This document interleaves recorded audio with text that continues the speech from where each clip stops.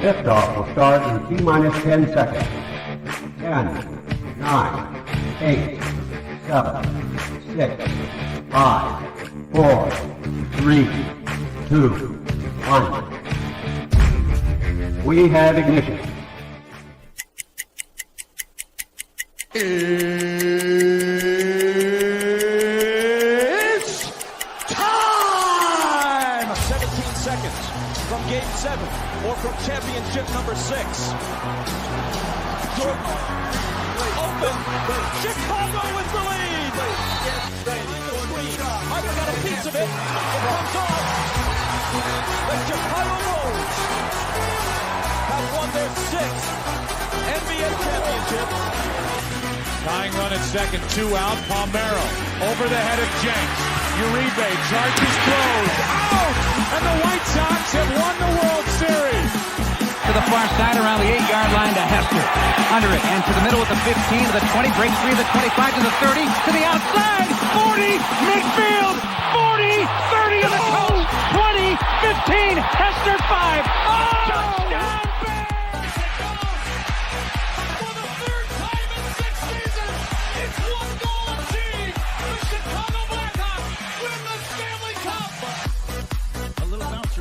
Toward Bryant. He will glove it toward Rizzo.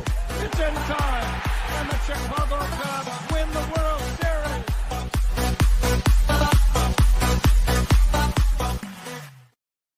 What up, what up, what up? Welcome to Shawn and Maya in the morning on this Hump Day edition. I'm your boy, the SuperBack, Shawn Sierra. Thanks for tuning in. If you're watching us on Facebook Live, well, then I guess you found us on Facebook. And if you're not following us on Facebook, what? Come on, go to Facebook, type in Sports Zone Chicago, click the like button, and now you're following Sports Zone Chicago. Simple. But wait, there's more. Go to the show's page, go to Shawn and Maya in the morning, like that page as well. So not only will you be following Sports Zone Chicago, but you'll be following Shawn and Maya in the morning as well. If you're watching us on our YouTube channel, excellent. And if you're not subscribed to our YouTube channel, for real, come on, man. Go to YouTube, type in Sports Zone Chicago, click the subscribe button. All right, but also click the notification button. That's the little bell next to it, and that'll let you know anytime a show from Sports Zone Chicago is going live. Get it? Got it? Good. Now, if you're watching this on our mobile app, please don't tell me you didn't know we had a mobile app. Come on, baby, what's wrong? We have our own mobile app. Ooh. So listen, wherever you get your app from, it doesn't matter where you get your app from. Just go there. All right, well, it's iTunes, Google Play, Amazon, Walmart, Kmart, 7-Eleven, Zayre, Zemsky, Macy, Montgomery Ward, Woolworth, Weebolts, Goldblatts. It doesn't matter. Okay? It doesn't matter. You go there, you type in Sports Zone Chicago, you download it, take us with you on the go. So not only do you get Shawn and Maya in the morning 3 days a week, not only do you get our other live shows throughout the week, and not only are they archived there like they are on Facebook and YouTube, but I'll tell you what, we give you a slew. And I mean a slew of articles, thanks to my man Clarence Council III. Big up to Clarence for keeping you abreast of all articles Chicago sports related. Now, if you watch this on a Roku channel, I like that kind of party, baby. And if you don't know, you better ask somebody. Sports Zone Chicago. We have our own Roku channel. So if you have a Roku television in the house, do us a favor. Download Sports Zone Chicago's channel to your television. Okay, do it. You like that? I put it there next to the big boys, but Netflix, Hulu, Prime, HBO Max, Apple TV, Disney Plus, Paramount Plus. I put it there next to the big boys. You can watch it on a big screen. How run a big screen, right, Mickey? Now. Woo! Let's see. Now, you can also tweet the show. You can tweet us at Sports Zone Shy. That's CHI at Sports Zone Shy. Now, if you want to follow me, just me personally online, want to know what I did?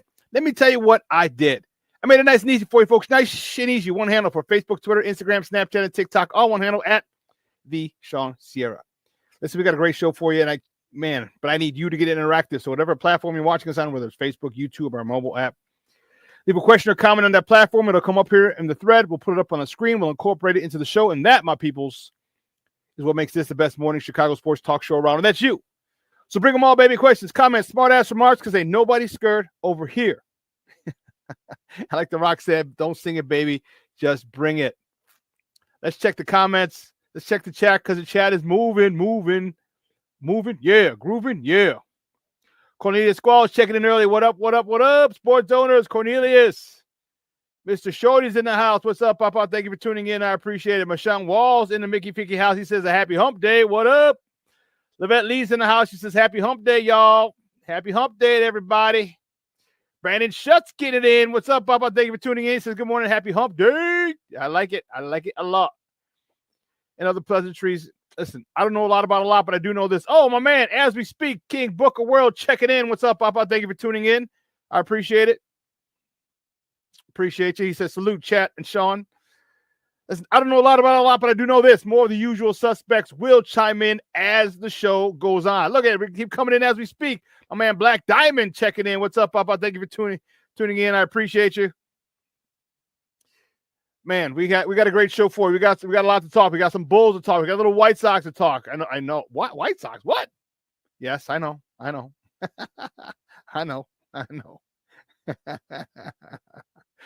Just a little bit, not too crazy.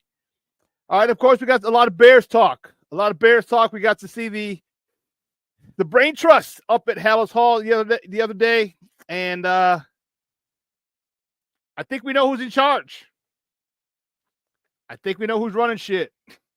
And his name is not Ryan Poles. That's for sure. Brandon, what are you talking about? See you Friday. What's up, Papa? What, you going to San Francisco with me or what?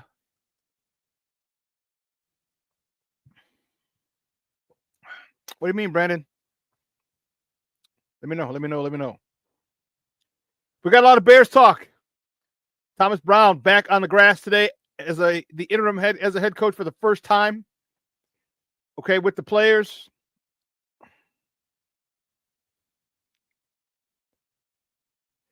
Brandon says, are you getting baseball season started very soon next year? We're talking a little bit. You know what? There's a couple things about the White Sox and just a couple things. A lot of trade rumors and potential, Oh. He said, no, I'll see you Friday because I'm around Friday. Yes, I'll be doing it live from San Francisco. I'll be in San Fran on Friday. So yes, I'll probably from my hotel room. I don't think I'll need a conference room. I mean, if I can get one, that'd be dope. But I'll probably do it from my hotel room in San Francisco on Friday. Plank checking in. Good morning, Papa. I appreciate it. Thank you for tuning in. I appreciate it. Bear the freak down, baby. You're damn right. Lots to talk about. As I said, Thomas Brown takes the field today for the first time, practice field for the first time as the head coach, the interim head coach for the Bears. And there's a lot of questions around him. He has an audition, a 5-game audition. We're going to talk about his chances of actually being named the head coach, the permanent head coach after the season. We're going to talk about some other candidates whose names have popped up. And we're going to see. All right, there's a lot to go around. A lot of conversation. A lot of conversation regarding the Bears. A lot of opinions. All right, and I get it. All right, these are our Bears. We love our Bears. We're very passionate about it. All right, myself included, we've lost friendships over. I think it's silly, but nonetheless, friendships have been lost over this stuff. Which goes to show you that they weren't really friends in the first place. Okay. So I should say associations, have been lost. And that's okay. That's okay.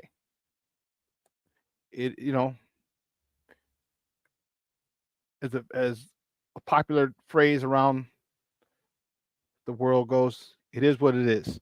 Así es la vida. Okay? That's life. And we move on. All right, we love our Bears. We're passionate about our Bears. It is a Bears town. We just get so passionate about it, because we love football. It is our it's a coping mechanism. All right, because most of us don't play football anymore. Okay. We all have issues, we all have stresses in our life, and football is the one place that you're allowed to be violent, or you know what I mean, and it's okay.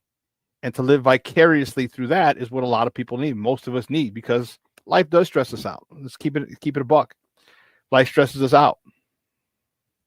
Okay, and we need an outlet, and football is the outlet that many of us choose.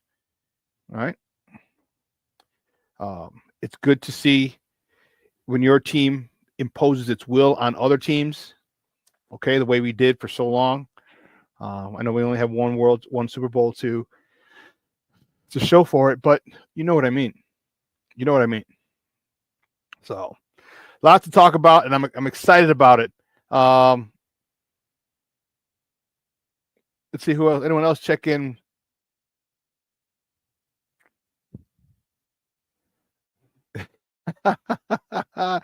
Black Diamond says, "What a coincidence! You got the Coaching Matters shirt on, Shawn. And if Thomas wins Sunday, he will accomplish something our previous employee never did. That's win a Sunday afternoon road game." Yes, you're right. Yes, because you know damn well coaching does matter. Brandon says, "Have a good trip." Thank you, sir. I'm leaving tomorrow morning. I've already checked in. I checked in late, so my flight leaves at 7:00, and I checked in at, you get 24 hours to check in. So I checked in at 8. I forgot about it. I checked in at 8 o'clock. Well, don't you know I'm in boarding group C? I'm like, C? How the hell am I in C? It's only an hour, but everybody else. Oliver Chapman checking in. Plank, bear down. Oliver, thank you for tuning in, Papa. I appreciate it. Thank you much. See any other new people's?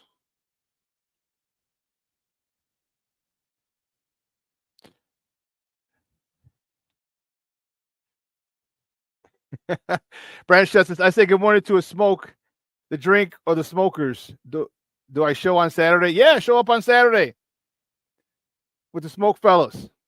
Dude, that'd be great.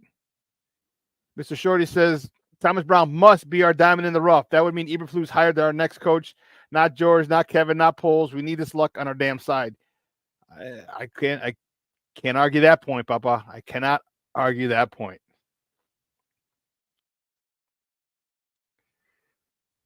King Booker World says, bear down, great minds, family. But yeah, so I will be leaving. I'm going to San Francisco tomorrow. I'm out of here early.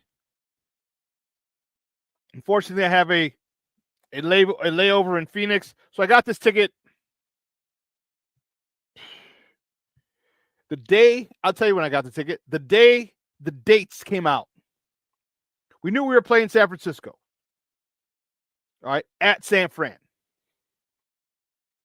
We just didn't know the dates. Remember how the NFL gives us the date, your home and away teams, or home and away games for the upcoming season, but they don't give you the dates till a couple of months after. Well, I got a good friend of mine who lives, a grammar school friend. I went to grammar school with him from kindergarten, first, second, and third grade before we moved to St. Rita Grammar School, St. Rita Parish at St. Anne. A good friend of mine, Victor. And we reconnected 2 years ago through an introduction. We started talking. This dude went to the St. Anne, the grammar school that I went to. He was a year younger than me, and I was like, get out of here. We started talking. He knew Vic. He had actually visited my boy when he was up in Boston. And I was like, get out of here. So that's my guy. He got he FaceTimed him. And I got to see, he's like, oh, no way. He's like, oh, snap, Shawn. So we started talking. And he's like, you got to come visit me. And I said, sure. You know what? I said, if the Bears play you next year, this was last year. If the Bears play in San Francisco, I said, I'll be there. So we got the word. The Bears were in San Fran. I texted him. I was like, hey, bro. I said, actually, he was here a couple times. His daughter graduated from Loyola University. He was here a couple times. And I was like, hey, I said, once I find out the dates, I'll let you know. I said, I'll get my ticket and give you the info. So sure enough, when they released the dates, I got my ticket. So it was great fare, phenomenal fare. Only bad thing is I have a stop in Phoenix, so it'll take me 6 hours to get there. Oh well. I would have liked the direct flight, but it's okay. I'm cool. But I'm excited. I'm gonna do a lot. If any of you guys have ever been to San Fran, do me a favor. Put some some things to see in San Fran. So I'm getting there tomorrow afternoon. I'm literally at noon. This is my scheduled touchdown in San Fran. I don't know if I'll get to see Alcatraz. That's one thing I do want to see. Probably gonna hit Chinatown. Gonna go see Mrs. Doubtfire's house. Gonna hop on the streetcar. We might go see. He's trying to. He's a general manager at a hotel out there, so he's trying to see if he can get some tickets Friday. The Golden State Warriors are in town Thursday and Friday, so he's trying to see if he can get some tickets for Friday. So hopefully, I'm able to go see the Golden State Warriors on Friday. So yeah, I got a lot to do, but Saturday I'll be free completely. Friday after the show, because when I get done with the show over there, it'll be 9:00. So I will. I'll have a lot of sightseeing to do. So if you guys know anything or can have been there and recommend anything, that'd be pretty dope. If I can get to Alcatraz, I want to go to Alcatraz. That'd be freaking dope. But stay tuned. I will. Like I said, I'll probably be doing some videos from San Francisco. My first time there. And so I'm excited to go see my Bears, check out Levi Stadium. It's going to be pretty cool. And I still get to do the show tomorrow. Monday, we'll probably do the show in the afternoon because I don't get back until 2:00, 1:00. Yeah, something like that. And excuse me. Yeah, I don't get back till wow. Excuse me. That tea I was drinking is good. I'm getting the hang of it again. A great tea. Oh, shish kebab. No, I don't get back till 4:00 on Monday. Because don't forget we lose time because even though I leave at 8 in the morning, it's 10 here. Still 6 hours. I got to go to Denver. So maybe we'll do the show at 6 on Monday. I don't know. I'll figure it out. But I'm going to do a show on Monday because we got to recap the game. So interesting. Patty Lara checking in. Good morning, Ma. Thank you for tuning in. You loving your TV, huh? That's awesome. Plank, thank you very much, sir. So have a safe flight. Levette Lee, same. Have a safe flight. Thank you very much. I appreciate it. Yeah. It's going to be fun. I'm anxious to see that. And, Patty says, thanks. Safe travels. Thank you very much. I'm looking forward to it. And hopefully next season I'll be able to get to more games. I should find out today or tomorrow about my credentials if I get to the credentials. If not, he's got a ticket for me, and I'll watch it just like a fan. Actually, I won't be analyzing. I'll still be watching it like an analyst, but I won't be in the press box. I won't be getting free food and drink. I won't be warm. Actually, it's supposed to be about 60 degrees. And that's the biggest thing that I was concerned with, because I heard, if you guys you've heard how cold it gets in San Francisco. And Sunday it's going to be 60.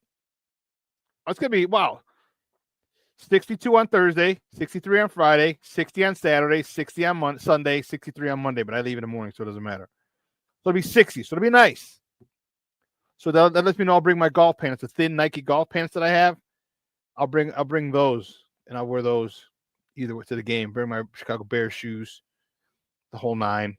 Bring my bucket hat. I got a whole bunch of Bears shit that I can't wait. I can't wait to rock while I'm out there, especially if I go as a fan. If they don't grant my credentials, then I'm definitely going to wear the Bears chain, the Bears victory chain. I got my Bears over there. I got a Bears bucket hat. That's how crazy I am about this team. But anyway. Oh, Jeremiah says hi. Hey, Jeremiah, watching. Good morning, Papa. Thank you for tuning in. My man Junior checked in. I saw him check in a minute ago. Howdy. Brandon will be the same time. Brandon will be the same time on Friday. It'll just be earlier for me. I'll be doing it at 7 o'clock on West Coast time, but it'll be 9 o'clock Central. Same regular time. Michelle, you know what's really funny? Funny you say that, is that I was actually thinking about finding a CrossFit place because I go to CrossFit. There's a network, so they can call and find out a local CrossFit area, a CrossFit box anywhere in the country, in the world, really. And I can stop in for a class. My back, I strained my back though the other day. I didn't stretch out properly, so I'm just getting that back right. It's muscular. It's not structural. It's not my disc or anything or my spine, but just my muscle lower back.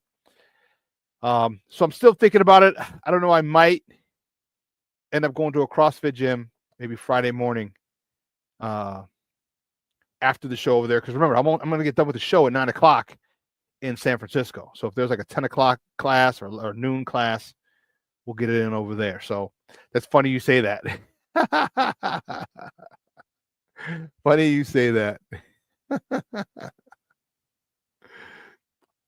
Brandon, we play the 49ers Sunday, the second game, 3:25. That game is on Fox. All right. That game is on Fox. So a lot of good stuff happening. I'm excited again, I'm excited about this trip to San Francisco. Get to see a good friend of mine. Probably have some good eats. He was a chef. He's a gourmet chef, and he's a sommelier, for those of you who know what that is. So we're going to be eating and drinking a little bit of wine. I should say a lot of bit of wine. But, yeah, it's going to be a good time. And like I said, hopefully we get to see the Golden State Warriors as well on Friday. Yes, Houston's in Central Time, so 9 o'clock. Same time on Friday. Just got to get up and, just got to get up, get on up, get up, get on up. But, yeah, listen, I'm excited to go, as I said. I'm excited to report from there and do my show from there because I'll have all Thursday when I get there at noon. I'll be able to check out a few places, and I can, when I come on Friday, I'll be able to tell you about it. I'm telling you, he said he doesn't live too far from the Mrs. Doubtfire house.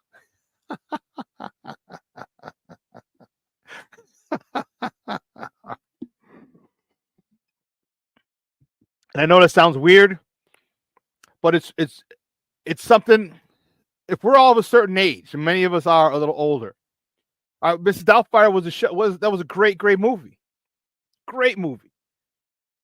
Okay, and you saw the house that Robin Williams lived in and didn't live in and dressed up in and nannied his own kids in as Mrs. Doubtfire, and that's one thing I wanted to see. That's become a landmark. I don't know if legally a landmark, but I mean, just like people wanted to go see the Shameless house in Chicago. That's over on the west side. People want to go. People go there. People come and see the Home Alone house out in the burbs. They go there and take pictures. When I was in college, funny story. We just graduated college. We graduated Holy Cross, and some of my college friends came to visit me. My guy Hitch from Massachusetts, my girl Liz from Staten Island, my boy Troy, my roommate from New York, and Bill Walker. Bill Walker was born in Chicago but moved to Michigan, where he's actually good friends with Derek Jeter. Grew up with Derek Jeter, and we were getting ready to leave, and we were getting ready to leave the apartment we were staying at, and they're like, at my apartment, or my mom and I apartment, and they were just kind of like, "Well, you tell them, you ask them." I'm like, "What's going on?" Now, mind you, this is 1993. They're like, we want to go see the Married with Children fountain. Because if you remember, that was one of the hottest shows. That was the hottest show on TV back then. And, Love and Mary. And the Buckingham Fountain was on there. And I was dying. I'm like, oh, yeah, no problem. So we went down to Lakeshore Drive, down to Grant Park. It was still all Grant Park then. Past Buckingham Fountain or the Married with Children fountain. So there are different things in various cities that people want to see. And Mrs. Doubtfire House is one of them. Aunt Moss, what's up, Baba? He's checking in. Says, bear down, Shawn. Bear down, Baba. Brandon Schutz, you asked what hotel. I'm at the Stanford Court. The Stanford Court. He's the general manager over at the Stanford Court. Not exactly sure where it's at. I said it's 14 miles from the airport. I did. Because I probably have to take an Uber over there. But that's where I'll be at, the Stanford Court. They'll be calling me late night just to mess with me, fool.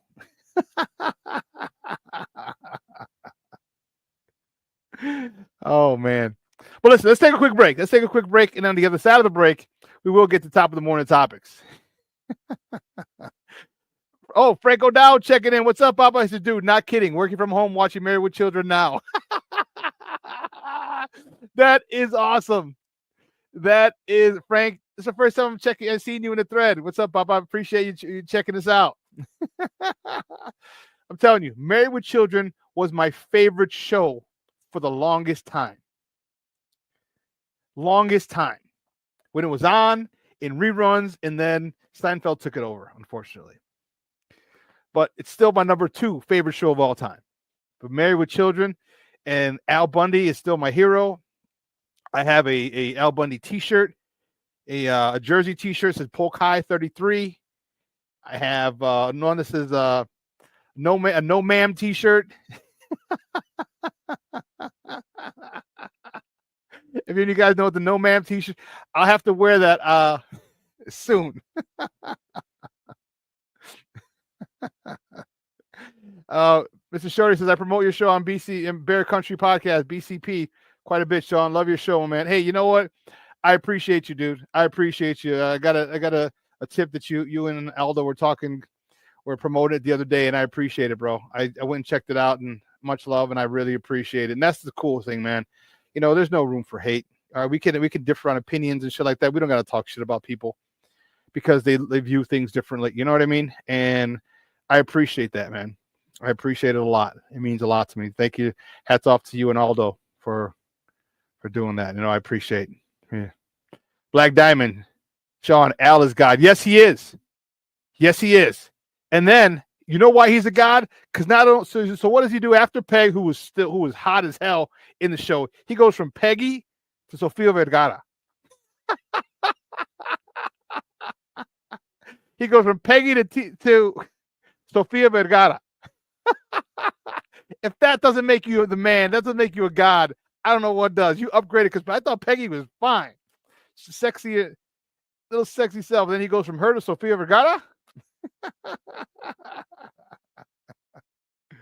That's awesome. Frank says, still my favorite show. Nothing can top it. 4 touchdowns in 1 game. That's right. My wife got me an Al Bundy actual jersey for Father's Day. Now that is awesome.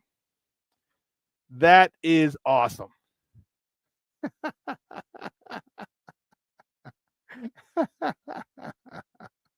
That's awesome. Listen, let's take a quick break. Like I said, and on the other side, we'll get back. We'll get this to the top of the morning topic. We got a lot to talk today. Let's get to it. So keep it locked right here. Shawn and Maya in the morning on Sports Zone Chicago.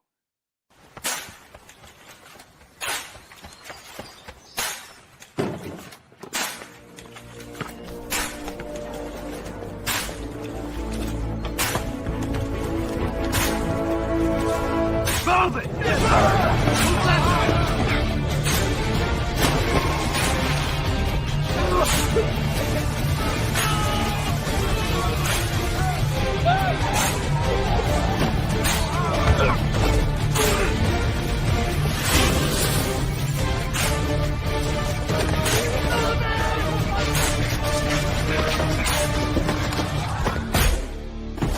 Many will hear the calling.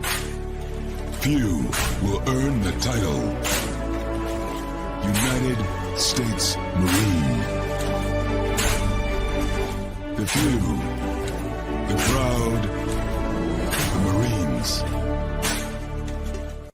Hey, it's your boy, the SuperBack, Shawn Sierra, and be sure to follow Sports Zone Chicago on all social media platforms on Facebook, Instagram, and our Roku channel. You can find us at Sports Zone Chicago, and on Twitter, we are at Sports Zone Shy. Also, be sure to download our mobile app so you can take Sports Zone Chicago with you on the go.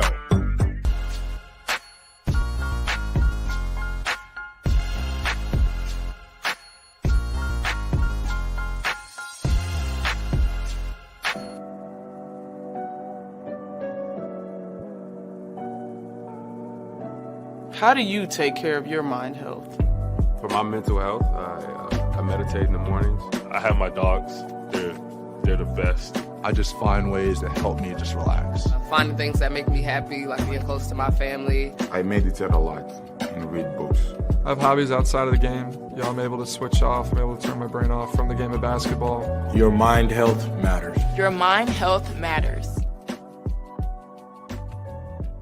We are looking for a few heroes, mentors, trailblazers, innovators, a passion to change lives, spark curiosity, open hearts, and awaken minds, help students answer the question, who am I? This could be your calling, but this is no job. It's the journey of a lifetime. Be a hero. Be a teacher. Mental health and learning disorders don't discriminate. 17 million children and adolescents in the United States live with disorders like anxiety, depression, ADHD, and dyslexia. Less than half get the help they need to thrive. Help the Child Mind Institute change these children's lives. Visit childmind.org.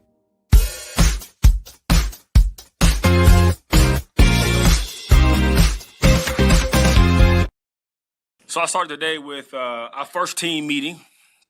Talk about our players as far as plan of attack moving forward. All right, so before we talk about X's and O's, before we talk about the game plan for San Fran, I talked about making sure our house is right to begin with. So the initial goal is to unify this football team. Everybody in the same accord, moving in the same direction, speaking the same language, and attacking together. So no more divisions. As far as the outside noise, we ignore it because it doesn't matter whether it's positive or negative. What matters is our daily approach, us working together, and execute when it's time to go execute. Welcome back to Shawn and Maya in the morning on Sports Zone Chicago. Those clips courtesy of the Chicago Bears. That was the interim head coach, Thomas Brown. You know what he said? Shut your mouth is what he said. Shut your pie hole. It's really what he said. And a lot of us, a lot of people in the media, and especially former players. God, dog, I like Thomas Brown. And a lot of former players were saying it as well. Like, I'm a former player as well. And I'm like, too much talking. I said, remember when they were going through that 14-game losing streak, Luz had the locker room. Guys weren't coming out. Guys weren't talking ish. Nothing. But now there's a lot more going on. A lot more. And it was everybody. It was Cole Kmet. It was Jalen Johnson. It was DJ Moore. It was Kevin Byard. It was Mercedes Lewis. A lot of people coming out talking shit. The fact that they had a meeting to tell Shane Waldron to coach us harder shouldn't have gotten out to the media. Should not have gotten out to the media. But there's no saying. Things get out that you want to get out. Things get out that you want to get out. And Thomas Brown's like, we got to nip that shit in the bud. No more divisions. All right, keep in-house stuff in-house. Unify this team. All on the same page. Basically, shut up and play football. I love how he said that. Love how he said that. So, yeah. Well, let's get to it, baby. Guys, you know how we do. Uh-oh.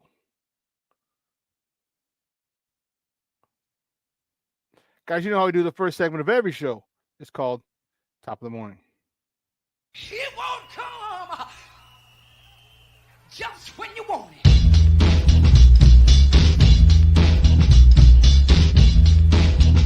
Top of the morning to you.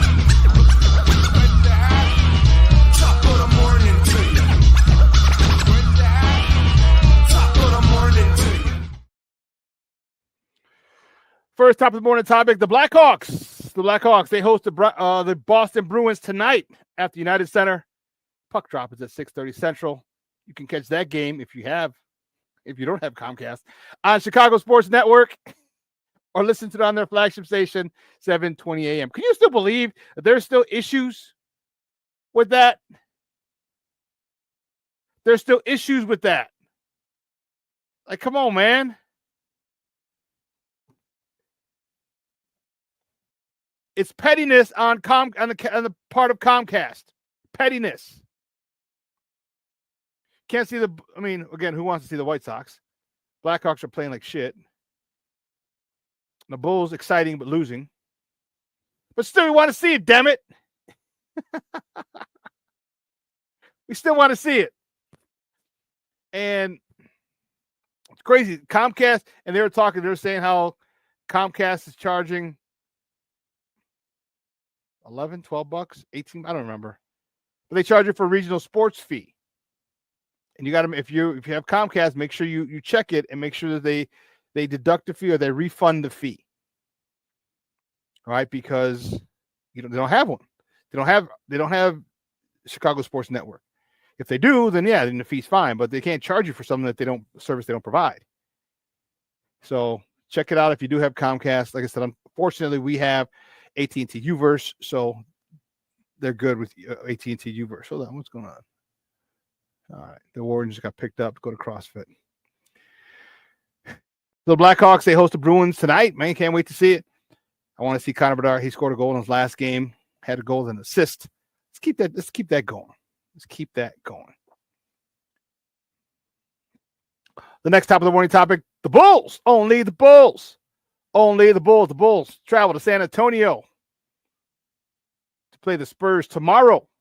Tip-off is at 7 p.m. Central Time. You can catch that game on Chicago Sports Network or listen to it on their flagship station, 670 a.m.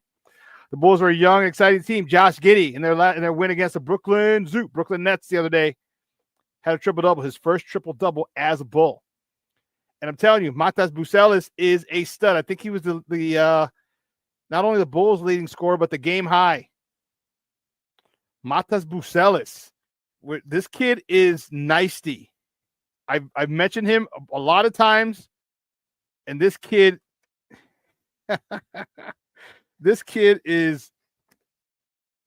we found one. We found one. Thank goodness. Let me see, Bulls, Chicago. Oh, he was tied. It was him and Josh Giddey. They both had 20 points. I like this kid a lot. I've mentioned it on here. I mentioned it here multiple times. The kid's got swagger. He's got it. He plays with a little edge. He's 6'10". 6'10" with an edge. And he can handle the ball. He can shoot the three. He can rebound. He does a lot of things. He's a young kid, so he does everything the coach tells you. He's a yes sir, no sir kind of guy who plays with an attitude, with an edge, and I like it. And you saw Ken was on the other day, and he's like, yeah, let's get together, because we went to the Sox game this year. No, last year. So last year. It was last year. It was me, him, and Emilio Bucks. Ken's like, yeah, let's go to a Bulls game. So I'd love to see this kid. Frank Dowd says, love his energy, and he's fearless with a lot of skill. I have no idea. I have no idea how the hell he felt it was either. He was supposed to be a top 5 pick. Whatever the hell happened, thank you, basketball gods. Thank you, basketball gods.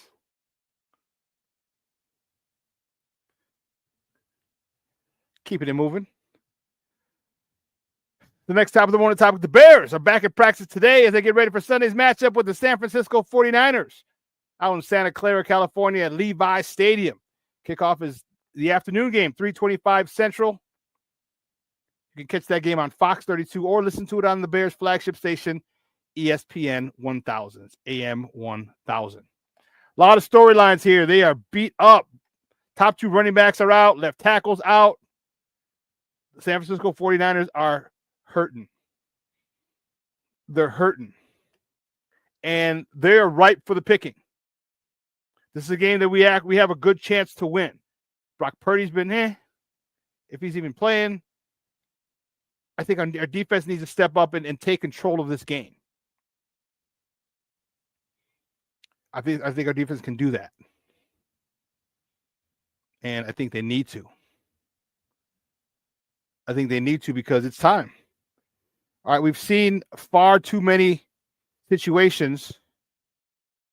All right, we've seen far too many situations where our defense has given up long drive for game winners. All right, I can't say they bend but don't break because they break at the end. And that's the frustrating part. Like they bend but don't break most of the time. But man, we need you to not break. That's at the end of the game, Papa. That's the end of the game. So we'll see. We'll see how that plays out.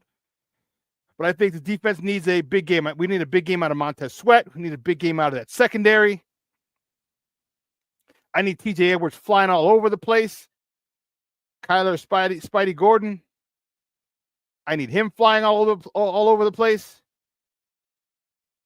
And this is a team that's hurting. This is a team you can do it. But the New England Patriots were a get-right game too, and look what happened. Look what happened. I don't know. We'll talk more Bears at the top of the hour. But from this point, we'll just keep it moving. Next top of the morning topic, the college football rankings are out. College football playoff rankings are out. They are out. And let me tell you, Charlie. These are the top 10. Oregon, Texas, Penn State, Notre Dame gets a bye and a home game.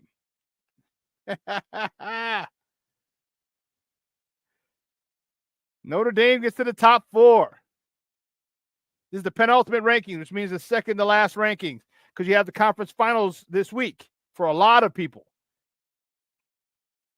This graphic is from Chicago Sports Network. I want to make sure I give them their credit.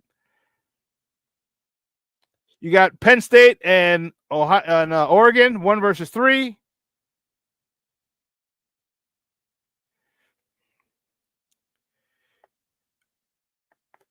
Let's see. The Hurricanes, Miami, they're number 12. That doesn't mean they're automatically in. Some automatic bids go to some conference champions. So if someone who's ranked lower than them wins the championship, their conference championship title game, they get an automatic bid. And Miami's the first one out. First one out.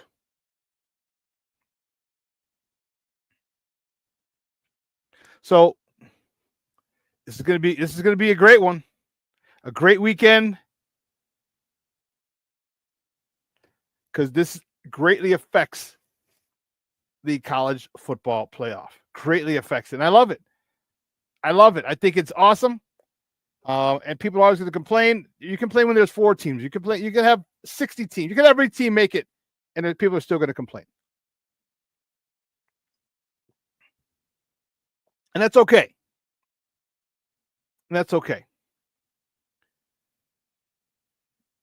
But a first round bye for the top 4 teams, man, Notre Dame would love that. And they host a home game. Woo-wee. Yep. That would be, and I'm not a big Notre Dame fan, all right, by any stretch. Growing up, when we moved to Marquette Park area, It was Notre Dame this, Notre Dame that, Notre Dame this, Notre Dame that. And I hated Notre Dame. Truth be told, I hated Notre Dame. Even though I knew one of the guys from St. Rita, John Foley, who was the Gatorade Defensive Player of the Year. He was a linebacker, 6'3". He was like 225, ran a 4.5. He came in with Tim Brown and Tony Rice, that whole class, the first Prop 48 class. He had to sit out a year because his grades weren't good. And that's all they talked about. It's all they talked about. Notre Dame this, Notre Dame that. Our coaches, same at grammar school, were Notre Dame fans. All the people, most of the people from my team were Notre Dame fans. I mean, there was a lot of white Irish Catholics, so it makes sense. So I just got sick of Notre Dame until a lot of my friends started going to Notre Dame. I get Brian Hamilton, who's a year younger than me, went to Notre Dame, ended up playing with the 49ers. Cordes went to Notre Dame. He was a tight end. Tracy Graham, he was a defensive back. Ended up going to Notre Dame. We had about 5 or 6 kids go to Notre Dame. So I tolerated it. They were cool. But I'm not a huge Notre Dame fan, especially now since all the people that I knew that went there are long gone. But Notre Dame still holds a cachet. They are a special team. They're in no conference. They get a lot of special treatment. And that's because people know Notre Dame fans travel. All right. Notre Dame has their own TV deal with NBC. They want all that money. You know how the Catholics are. They want them to give me that money. If you're a Catholic, you know damn well they want that money. Every Sunday, give me that money. We're gonna send the collection plate around twice. In case you forgot the first time. And if you didn't, give again. Catholics want their money.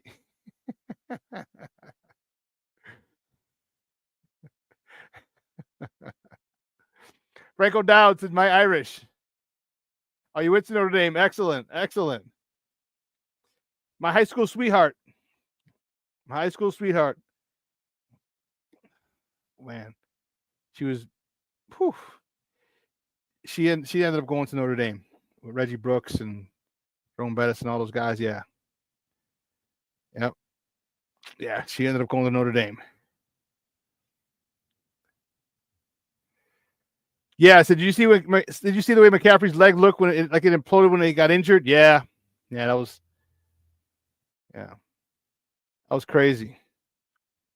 Black Diamond, I'm not sure if Bosa's playing. I'm not sure. We'll find out. In the injury reports come out today, so we'll find out today if he's on the injury report and if he's limited, didn't practice, full go, whatever. Okay. Junior says, I want to see Notre Dame lose so much. And then Frank's like, hey, I went to Notre Dame. That's why.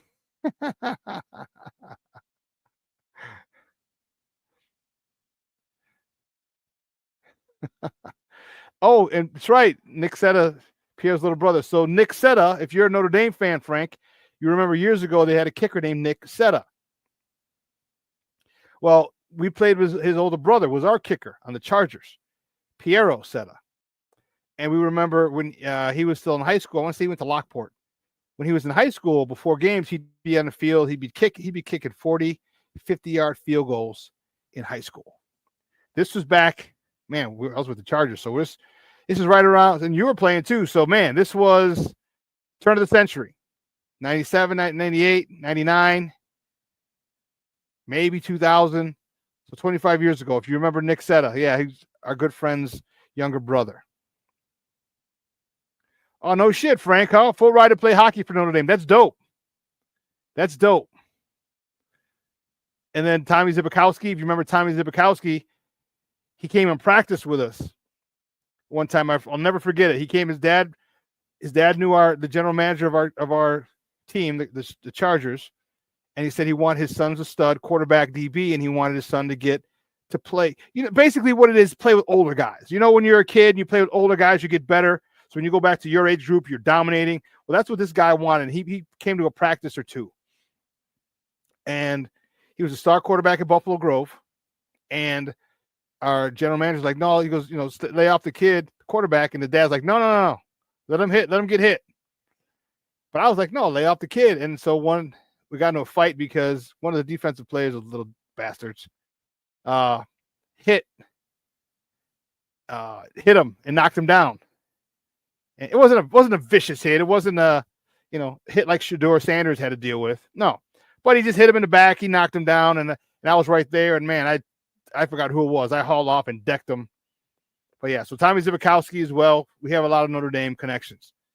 Oh, Junior said it was 1998. Okay. Frank, that's pretty dope, man. You got a full scholarship to play for Notre Dame. That's wild. That's dope shit. That's dope. That is really, really, really dope.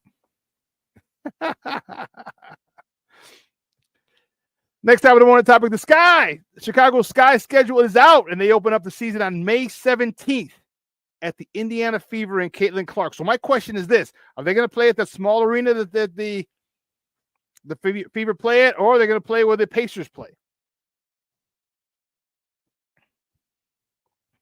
But I think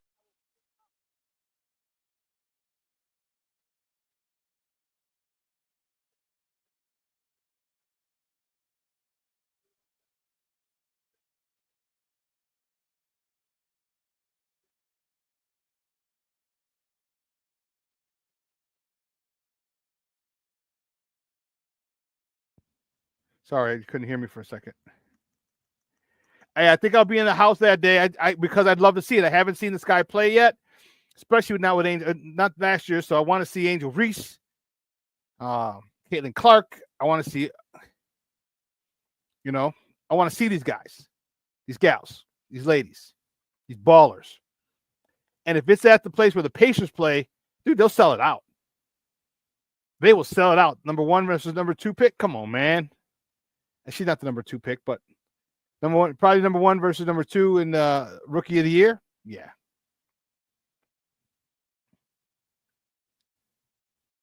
Yeah, I'm back.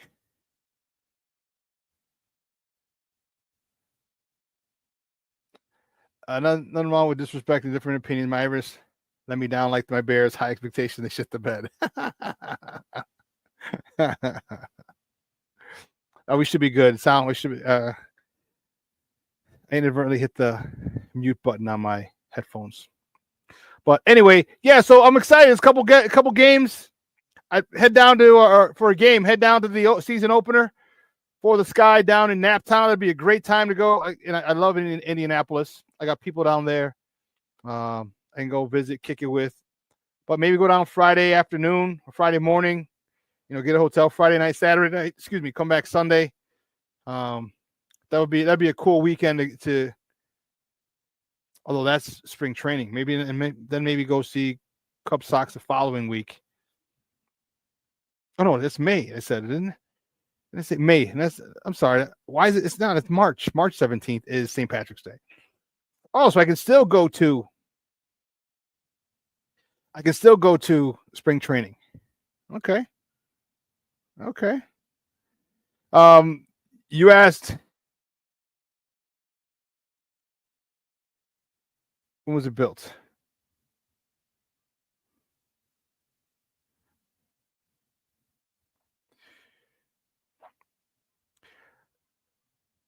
So Brandon, you asked, when was Soldier Field built? Soldier Field in Chicago, was built between 1922 and 1924. It opened on October 9th, 1924. It said the stadium was built in 3 stages and cost $13 million. It opened as Municipal Grant Park Stadium, because that's the name of the park it's in. Hosted its first event, a police athletic meet, on October 9th, 1924. The stadium was renamed Soldier Field on November 11th, 1925, to honor American soldiers who died in combat.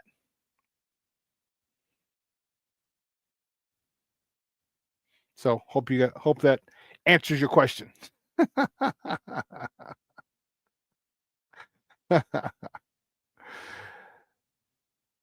Excellent stuff. I hope you guys here in Chicago go visit or go see a Chicago Sky game. I'm definitely going to go this year. Like I said, I might go to their opening game. I know it's going to be at the Fever in Indianapolis. But I'm going to make sure that I hit a Sky game here at Wintrust Arena. All right, I'm going to support the girls. I'm going to get the WNBA League Pass again. Support them how I can. And all the people who complain about women and the pay disparity between NBA players and WNBA players, all right, shut up. If you've never gone to a Sky game, if you don't have any Chicago Sky swag, if you didn't buy the WNBA League Pass, then shut up. All right, this is how they make their money. You got to watch the games. You got to buy swag. You got to go there. Okay, go to the games. Not only watch them on TV, but go to the games. You watch them on TV so the ratings go up. So they can get a TV deal. They can say, oh, there's X amount of people, a couple 100,000 people watching in Chicago. Okay, good. It's easier to make the deal. You buy swag. It goes to the team, to the league. Okay? You go to the games. It helps pay the salaries. Okay? So unless you got a whole bunch of WNBA shit, okay, then stop. Stop right there. Whoa. You can't use my phone. Anyway, let's take a quick break. On the other side of the break, we'll talk a little White Sox, and then we'll finish up the hour with Bears talk. We got a lot to get into. I'm excited about Thomas Brown. I'm excited about the possibilities. Excited about other potential candidates who could be named head coach. All right, so don't go anywhere. We're going to talk about all that on the other side of the break. Keep it locked right here. Shawn and Maya in the morning on Sports Zone Chicago. Hey, it's your boy, the SuperBack, Shawn Sierra, and be sure to follow Sports Zone Chicago on all social media platforms, on Facebook, Instagram, and our Roku channel. You can find us at Sports Zone Chicago, and on Twitter, we are at Sports Zone Shy. Also, be sure to download our mobile app so you can take Sports Zone Chicago with you on the go. Time out. How are you feeling right now? Happy? Excited? Angry? Overwhelmed? One of the best things you can do for your mind health is to name what you're feeling. It can sharpen your awareness and help you talk about your feelings with someone you trust. Here are 3 questions to ask yourself. Where are your thoughts right now? In the past, the present, the future? Do you notice any sensations in your body? Is your heart beating fast? Is there a flutter in your stomach? Or are you fully relaxed? What do you need right now? Time with others? Time to yourself? Remember, there's power in this awareness. So find ways to identify what you're feeling today.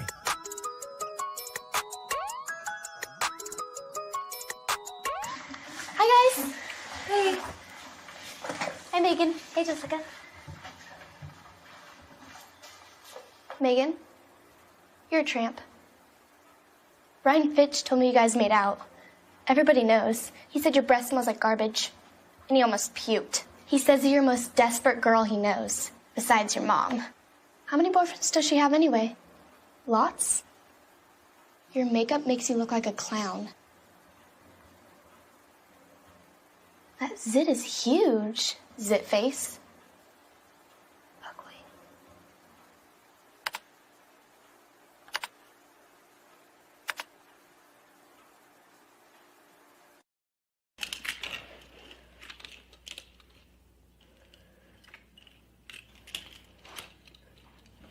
Hey, bud, what you doing? I'm playing with cars. Cars? Can you show me what a car does? Whoa. Hold on a second. First of all, this is a school zone. So you need to put down your cell phone, stop texting, and let's get to driving. Now you're coming up to a stop sign, right? You need to slow down and stop before you hit that Y line. I want you to look left, right, left. You don't want to get hit by a car going on your left and to your right to make sure you don't get sideswiped by a guy coming from your right. You're coming, and you see a crosswalk. You better slow your horses down because the #1 rule of driving is always yield to pedestrians. Now stop, pull over, and you are done driving. Gosh, what do they teach you kids in school nowadays?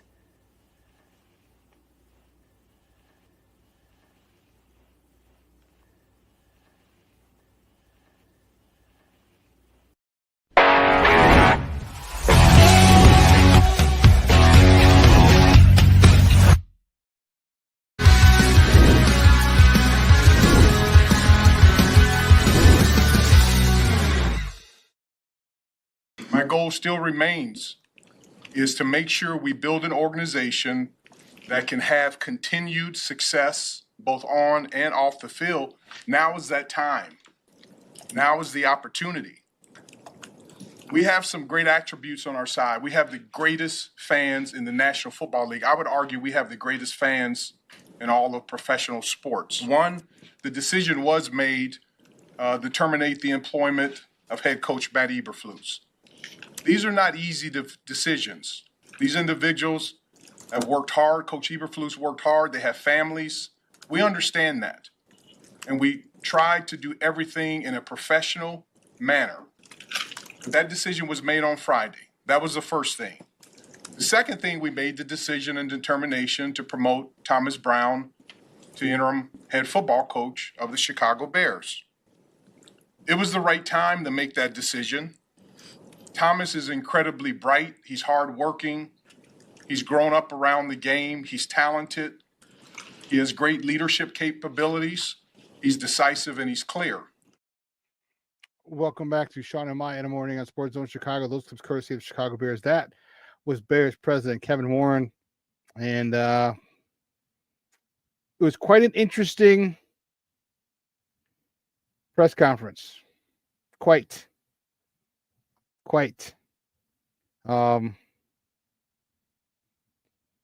There were so many people who didn't realize, and me being one of them, that Kevin Warren had that type of power. Kevin Warren took over that press conference. And, you sit there and you're like, whoa, if you saw Ryan Poles, if you saw the body language of Ryan Poles, it was telling. Look at this.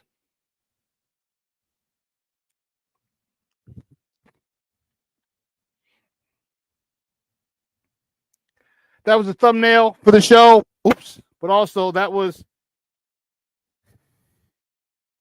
his body language, his demeanor was crazy. Yeah. Michelle Walls, all of a sudden Kevin Warren involved in football decisions. Yep.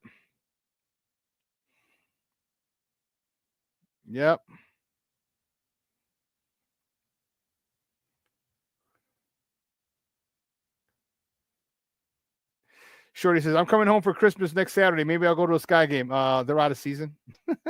Season's over. Is there any off season right now?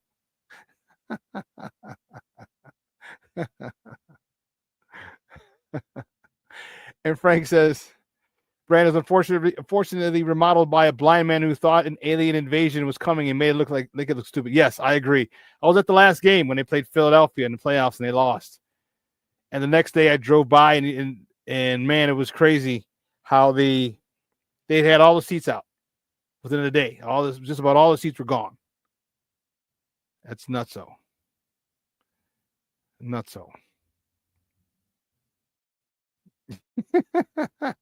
Black Diamond says, like a kid at a parent-teacher conference that got in trouble. So yeah, he does. He's like, oh well.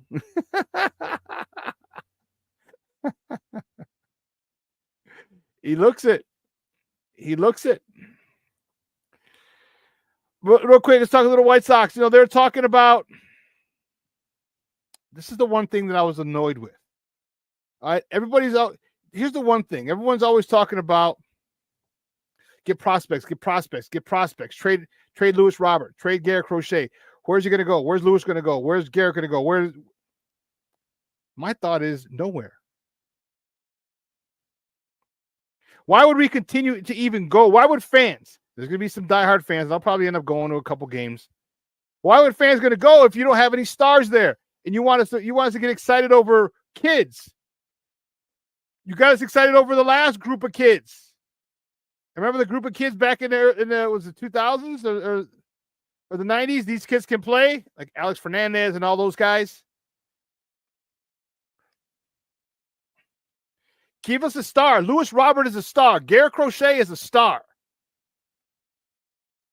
Leave them there. Give fans a reason to go at least once every fifth day to see Garrett Crochet. Let Lewis Robert be a star. Build a team around them. Right? You're going to trade them away, and then what do we have? Now we got to wait another 2 years, and we're not going to know. We don't know anybody on this roster. Although the pitching staff is kind of nice, but it'd be nice to have an ace like Garrett Crochet at the top of that rotation. I still say you go buy an ace, but maybe you want to wait a year or two until the youngsters that you have start maturing. Okay, I'm good with that too. Go get a no frills, unquestioned number 1 ace, and Garrett Crochet goes to number 2. I'm good with that. That's fine. But don't trade him away. And truth be told, I don't know if I trust this organization to develop these youngsters. Because after Rick Hahn got the Hall, that's why I love getting the Hall, you got Yoel Moncada, Lucas Giolito, Eloy Jimenez, Dylan Cease, Ray Lopez. Our farm system was rated number 1 in baseball. They all came up. We went down to like last. We fell to the bottom like a rock. Which means you weren't developing anybody else. You weren't developing anyone else that you drafted. These are all guys that we traded for. And all the guys we drafted, we didn't develop. Tim Anderson it said there's only 3 players that the Sox have drafted and developed that became 300 hitters. Tim Anderson, Frank Thomas, and someone else. I don't know who it was. Everyone else who's been a 300 hitter with the White Sox has been traded for or acquired. Not drafted. That is pathetic. And the fact that Chris Getz, who ran the entire minor league operation, now runs the entire major league operation, the fact that he's running this is a joke. But us Sox fans know that. How you gonna elevate? You're gonna get fired up? Fired forward? You don't do a good job in the minors, so we're gonna give you the job for the majors. What kind of nonsense is that? What kind of BS is that? Oh, Reinsdorf BS. Never mind. Reinsdorf BS. That's exactly what it is. I'll tell you what, I might just go. If they keep Robert, I have about 5 jerseys. I got the black pinstripe one. I got the black one. I got the red pinstripe one. I got the 83. I got the Field of Dreams. I got the 1959. I got 6 White Sox jerseys, and they're all customized. Sierra 33, all of them. Except the Field of Dreams one. They didn't put the names on the back of that one. But I got 33. All the rest are customized. I refuse to get a customized jersey. I might consider getting a Lewis Robert jersey. I might. Give us someone that we can go see and enjoy. But this is why you need a good manager, because Lewis Roberts kind of checked out. He's already like, I'm going to be the only guy here. He lost his boy Eloy. Eloy's gone. He lost Yo-Yo. They didn't pick up his $25 million option. He lost Dylan Cease. He lost Lucas Giolito. He lost Ray Lopez. He lost Jose Abreu.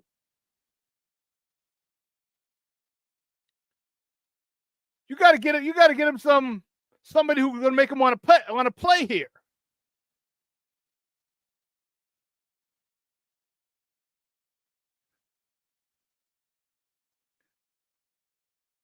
I don't think he wants to play here. I think he's happy with the money he's making. I think he wants to go to a contender, which I don't blame him. But, man, I would say put some people around him, but you had people around him.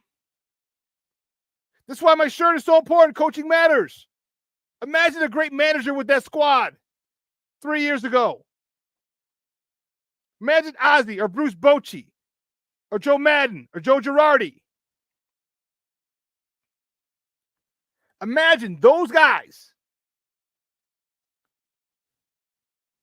leading that team, stressing the fundamentals, playing baseball the right way. Get him on, get him over, get him in. Yeah, we'll hit homers. If we get a guy on, we got to get him over. When we get him over, we got to get him in. Teaching young players how to bunt. You're right. That haul never paid off because they didn't develop them, and they got shitty managers. The demise was when you drafted Tony, or you re-signed Tony. You hired Tony as the manager. That was it. That was the demise. That was the left fork in the road. That was where we went, the wrong way. We went left when we should have stayed right. And that was over Rick Hahn's head. Rick Hahn did not want to sign Tony. That was all Jerry Reinsdorf.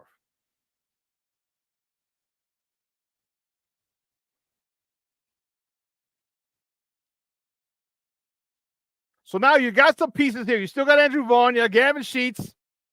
Obviously, Lewis Robert. When's Colson Montgomery going to get up? He was the next big prospect.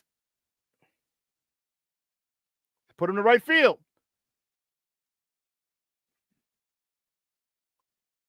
What about the kid who plays shortstop? The kid who was going to compete with Tim Anderson. I was like, man, he'll never get, because I thought Tim Anderson was going to be here for a while. They got talent. Now they need a leader. Now they need a leader.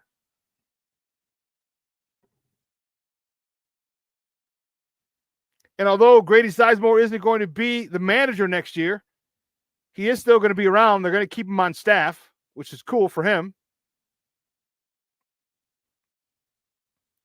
Brandon says, next year when baseball season starts, I'm coming towards your town. Any food we should try? Man, hit me up later. But yeah, there's tons of food. You got to stop by Rico Benny's breaded steak sandwich. You want to stop by Al's Beef or Johnny's Beef for a beef or Italian sausage. I say go to Al's. I like Al's. Italians, I usually just get an Italian sausage, but you got to get a beef, or if you get a combo, that's Italian sausage and Italian beef on the bun, dipped with peppers, if you like sweet peppers or hot peppers, and mozzarella. Whoo! Have Al's on one side is Taylor, and right across the street is Mario's Italian ice.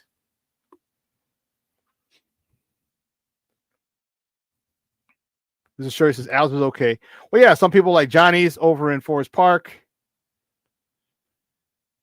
Mr. Beef on Orleans. Some people like Portillo's. But yeah. But remind us next when you come to town, Brandon. I'll go over that list again with you. But this is what we need. Mr. Shirley says, I would go to my grave thinking Poles never wanted Flus, and that was why he looked that way. He looked like that at the presser. Well, yeah, remember, they interviewed Flus before they interviewed Ryan Poles. And legend has it that they said, all right, here are your three. Pick from these three. And he's like, all right, well, I guess.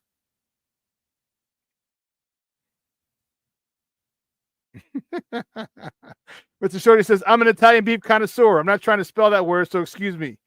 And I thought Al's was just okay. Yeah, I hear you. Al's was, back in the day, they have the article from like 1981. 42 years ago, 43 years ago. It was like $1.50. And they were bigger. Yeah, Al's was it. Junior says, Manny's Deli. Okay. But my White Sox, that's what you do. Don't trade these guys. All right? You don't develop them. You have enough talent. You have enough talent in the pipeline now. You have more than enough talent. Develop it. Crazy idea. Develop the talent you have.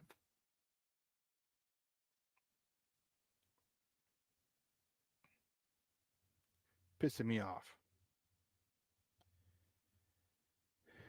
Anyways. Thomas Brown, talking Bears. Thomas Brown on the field today for the first time as the head coach of the Chicago Bears. I know they had meetings on Monday, but they weren't on the field. They're on the grass today, and you saw him, what he was talking about. All right, shut your mouth. Know your role, jabroni, and shut your mouth. We don't need shit getting out. We don't need leaks in here. Then he went on to say this. Then I talked about just got to do a better job being a more disciplined football team, on and off the football field. Talked about the penalties. Pre-snap penalties will all kind of boil down to a lack of focus. So one play at a time mentality. After that play's over with, hit the reset button, get back in the huddle, go do it again, and over again. Post-snap penalties. So lack of attention to detail when it comes to techniques. So we're going to do a better job as coaches to coach it the right way, demand it is done the right way, drill it properly, and our guys go execute when it's time to go execute. And I just talked about as far as our identity as a football team. I said this initially, always believe in and stand by it. Football is a violent game. It rewards those that play the game violently. So physical at every position is going to be our mentality.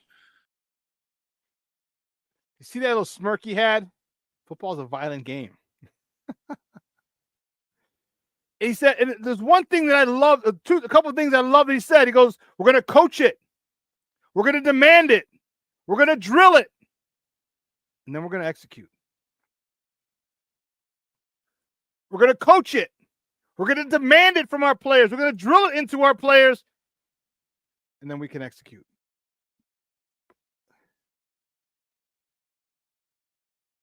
That's coaching. That's coaching. You know, one of Mike Tomlin's favorite quotes, and Mike Tomlin has a lot of them. Standard is standard. Okay. But the quote he had on the Pivot podcast where he said, a lot of coaches run from the responsibility of coaching. You run from the responsibility of coaching. What are you doing if you're a coach and you don't want to coach? Coaching is having your players do it right. Not till they get it right, so they don't get it wrong. And then you tell them, look, we got a limited time here. I need you to do this on your own. I need you to do that on your own. I need you to practice this. I need you to watch more film. I need this. We're going to drill it, drill it, drill it.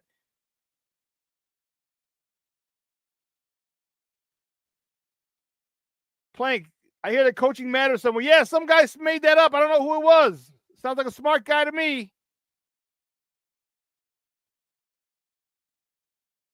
Shorty said, Thomas Brown must be our diamond in the rough. That would mean Eberflus hired our next coach. Not George, Kevin, not Poles. We need this luck on our damn side. I hear you. I don't know if it's going to. I don't know. I like him. By the same token, I also don't want a first-time guy leading Caleb, leading a rookie quarterback, which is happening now.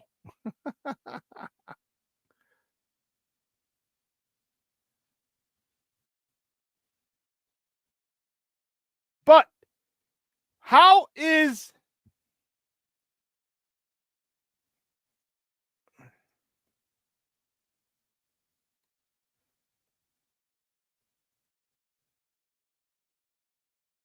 this is the $1 million question.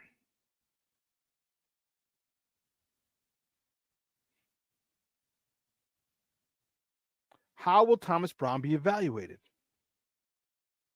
How? What will he be evaluated on? Just the play of Caleb? Or will he be evaluated on the ability to make proper calls, proper challenges, proper timeouts, field goals, fake punts, fake field goals, onside kicks? Simple. There's no element of surprise there. My man, Jose Dirty Sanchez in the house. He's like, hey, Shawn, what's good, bro? Much love all the way from Puerto Rico. Puerto Rico! Oh! Nice to see you too, Papa. Thank you for tuning in, man. I appreciate it. Puerto Rico! Oh! I got to head down there. Next, in 2025, I will be in Puerto Rico. From Hard to Kill, for the movie Hard to Kill. You can take that to the bank. All my old school heads will know what I'm talking about. I'll definitely head down there, Jose. Bear down, Papa. Threw me off. Where was I talking? Oh, yeah. So how's it going to be evaluated? I think it's going to be evaluated on all of it. On all of it. You know, I don't know if, and this is a good audition for him, and maybe, you know, this is a lot to ask. Remember, you got to remember.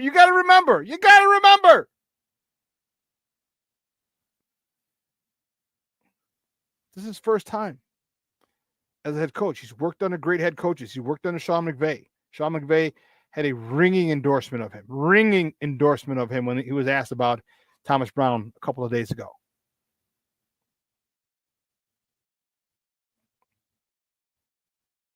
Okay. So this guy is afforded this wonderful opportunity. And he said it. He goes, a great opportunity for me. But can he? And you know what? I'm okay with it. I don't want it, but if you think he's the best for the gig, if he shows in these last 5 games, he's able to manage the clock. His time management is good. His challenges are good. His ability to handle the offense, defense, special teams, and Caleb continues to excel. Why wouldn't the Bears are going to offer him that job? Because one, we know the Bears are cheap. But two, think of I don't know if he's going to keep everybody, but if you go to these 5 games and Eric Washington gets this defense playing well, you're going to want to keep him. Continuity.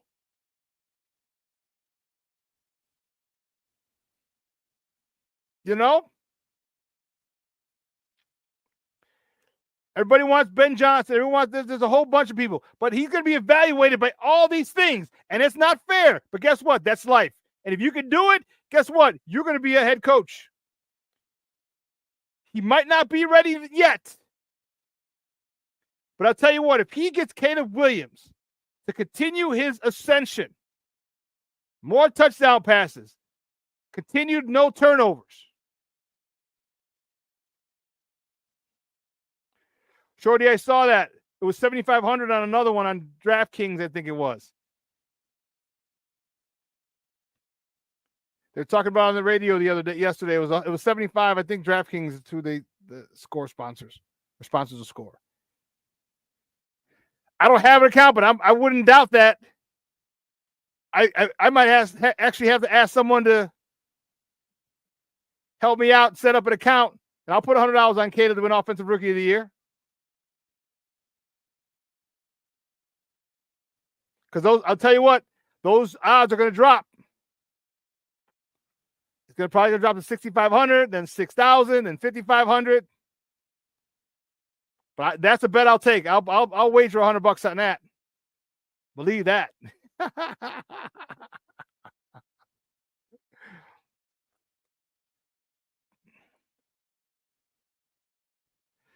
Very true. But don't forget, Cornelius, he's East Coast. Caleb is still East Coast. I know he came from USC, but he's from Baltimore. Everybody wanted, he still has a lot of cachet. Everyone, remember how the East Coast and all the people on the East Coast were saying Caleb is a god, Caleb is this, Caleb is that. So if he puts up numbers, remember, he only needs 277 yards a game to get to 4,000. And I say only. It's not an easy task. But if Thomas Brown gets, that's a 300-yard game one time, a 225-yard game the next. He doesn't have to go 277. You can get if you get 2 300-yard games, that gives you 50 yards to play with. You know what I mean?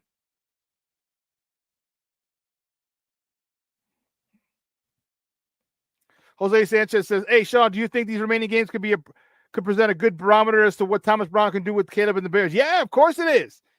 It's really his audition. They want to see if you can handle all the things that a head coach has to deal with. You saw what he said. I got a few more biscuits on my plate. That's okay. But the main thing is going to be Caleb's development. That's the main thing. With Thomas Brown's added responsibilities. Does the trajectory of Caleb tail off? Does it plateau? If you see any drop in that, like he's got to play a perfect 5 games. I don't mean win. He's got to play. He's got to play. We got to see good decision making, good clock management, timeout use, challenge use,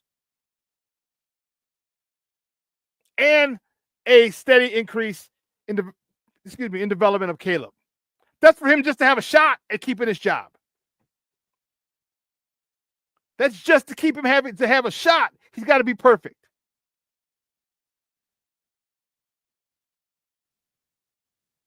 Because there's a lot of people, Kevin Warren said, it's going to be the most coveted job in the NFL. Because the most difficult thing you can have as a rookie head coach is finding your quarterback. Well, you don't need that here. You have your quarterback in place. You got a pretty darn good one, too. Here are some of the candidates that are up for names have popped up. Marcus Freeman, Notre Dame. I don't want him. And no disrespect to him. I think he's a good college coach. I think just keep him there. You're doing well in Notre Dame. Stay there. It's upper left. Bill Belichick. I don't think they're going to go get a guy with that type of personality.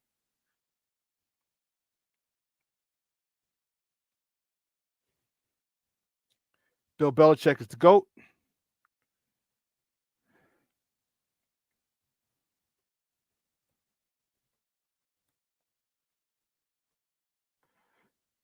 And I don't think that they're going to want someone like that. Then the lower left, Mike Vrabel. That's a guy I really like.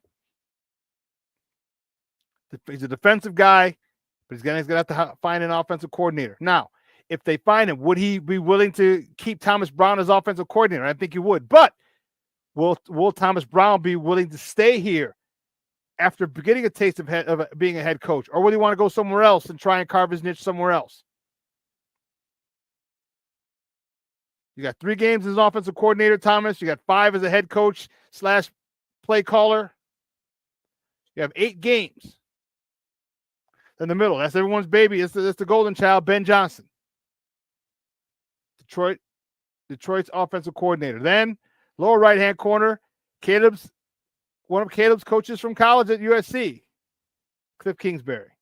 There's more. I just put these 5 together. Like you can talk about Bobby Slowick as well. Kevin Stefanski, if they let him go. I just put this group together just because.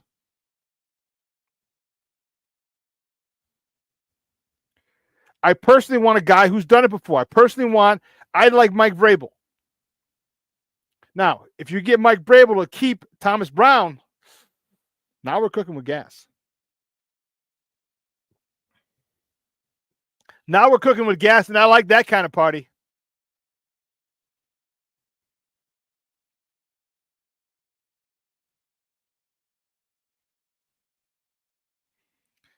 Shorty says, most coveted is laughable with McCaskey's running this shit show. I hear you. But here's the thing. It is going to be. You have a phenomenal defense. You have a phenomenal defense. They just gave up on their leader. You still got Montez Sweat. You still got Andrew Billings when he comes back. All right, you still got that secondary. Isn't it amazing Jaquan Brisker came back right as Eberflus got fired? Jaquan Brisker was back in practice.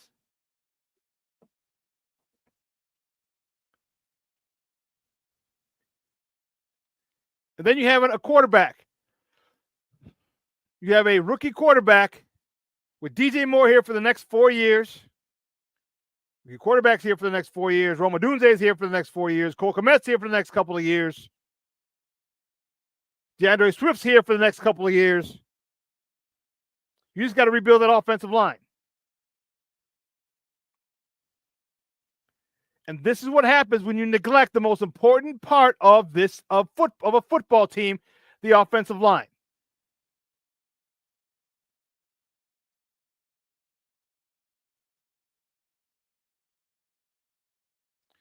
Jose says, in my opinion, he has the moxie of a Mike Tomlin in regards to how he handles how he approaches the media.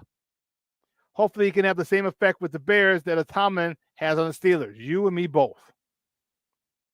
Mr. Shorty says, it's crazy how much Brown reminds all of us of Mike Tomlin. Black Diamond says, Quaney back? No, he was at practice, so he'll probably play this week.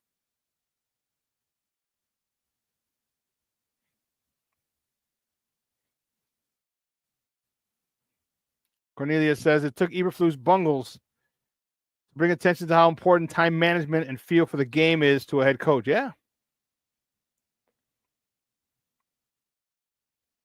Yeah.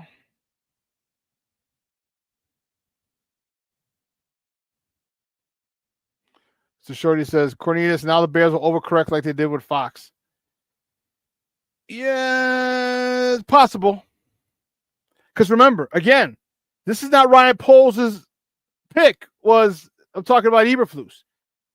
Like, all right, here are your three options. All right, I'll take one.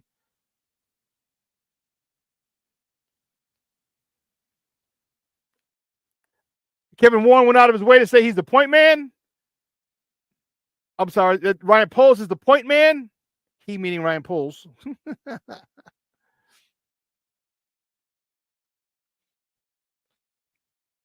And hopefully Ryan Poles can pick a good leader.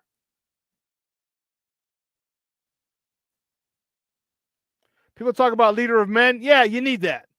And it's interesting. Like you hear people and they're like, oh, what does that mean? What do you mean by that? You know damn well what it means. When people play that stupid role, I don't got time for it. You know exactly what the hell I mean. You know exactly what that phrase means. It's in sports. If you cover sports and you ask, what does that even mean to be a leader of men? Get the hell out of sports reporting and sports talk. You know what that means. And there are a few people on the airwaves who said it. What does that even mean? Come on. Stop being stupid. You know what a leader of men is.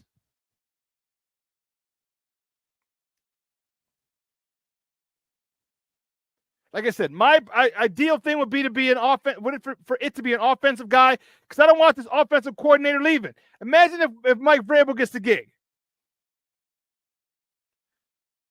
If Thomas Brown stays, and next year Caleb goes off and gets nutso, all Pro Bowl, maybe all Pro. Who knows? Thomas Brown's gone. And I know Ken and some other people you should want your offensive coordinator to leave. I do, but not at the expense of our quarterback who's still developing.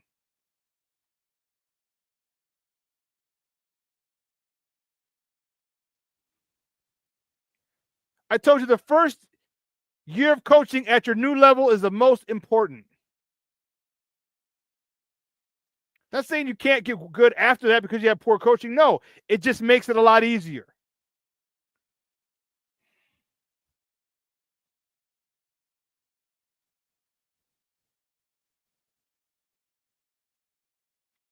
Cornelia says, I think the Bears are in a good position to get a really good head coach. If Thomas proves himself, they'll have one. If he doesn't, they have plenty of good candidates to choose from. Yes, they do.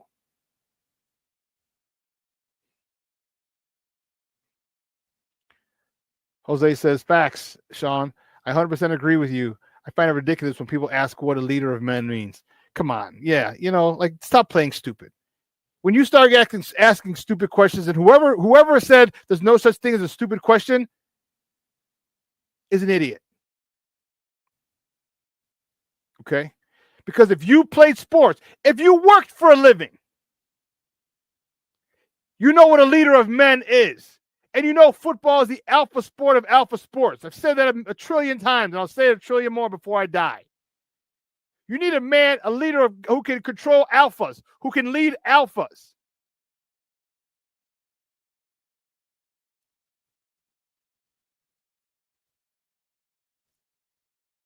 So when you come at me with that dumb shit, I'm like, all right, now you're just being stupid. Period. End of story.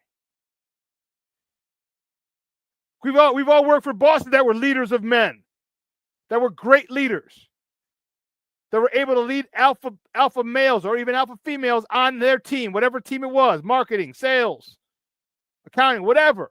real estate, whatever. We found guys who can lead men, lead alphas, men or women. So when someone says that, it's like, shut the hell up. Like, stop. As you know what? It's like a kid who always asks why. You can't go outside. Why? Because it's dark out. Why? I don't want you to get hurt. Why? Just to be a little petulant little brat.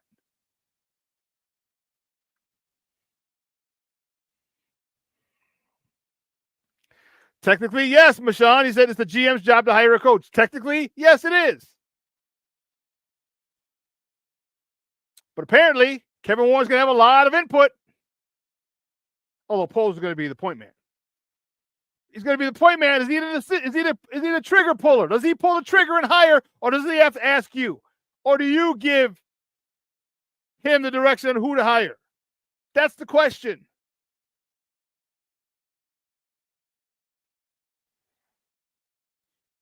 That's the question.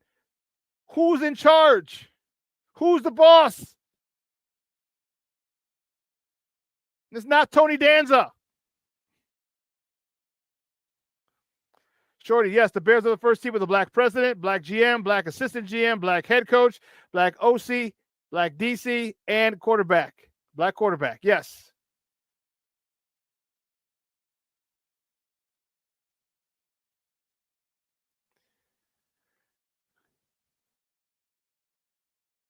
I like a Mike Vrabel. I do. I like a Mike Vrabel, and especially if he decides to keep Thomas Brown. Especially because I give Thomas Brown 2 years here. 2 years here. We're talking 2025, 2026. If at that point, Caleb will have all the necessary, the basic fundamentals of how to play quarterback. Good, strong, reinforced fundamentals from Thomas Brown.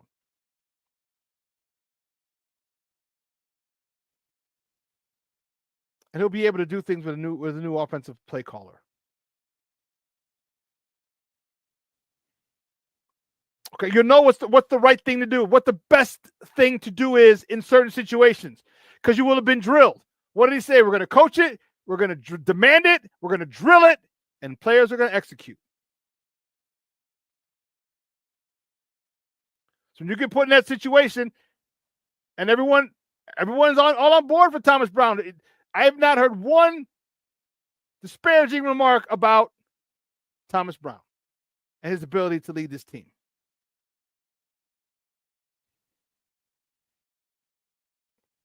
Jose says, Phil Jackson was the leader of men in the sport of basketball. He had MJ, Scotty, Kobe, Shaq, and Robin, to name a few alpha males. He goes, yeah, he could coach them all. I think he's the greatest coach of all time. Sorry, Red Auerbach.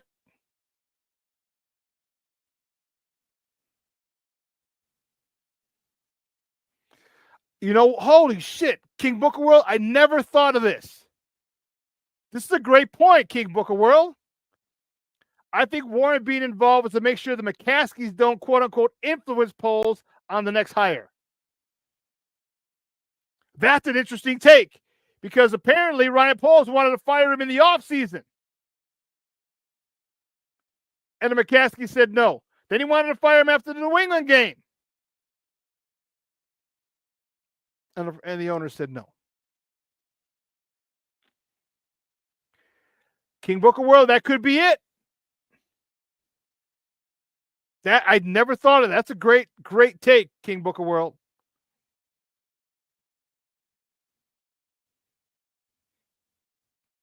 Shorty says, I have never rooted for our head coach to succeed as much as I am Brown right now. Take the head coaching job and never give it back, damn it.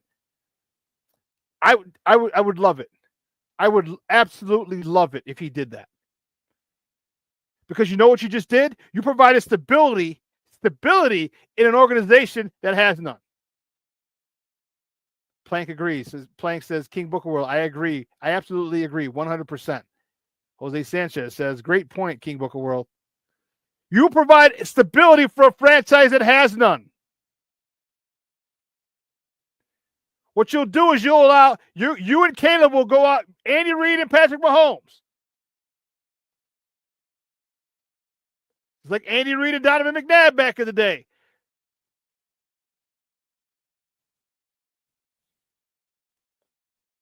It'll be your Bill Walsh, Joe Montana / Steve Young.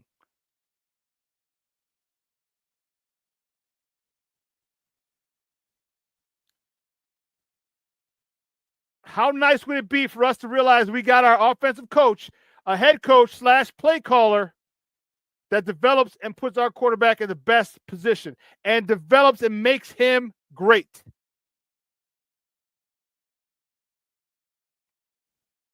How great would that be?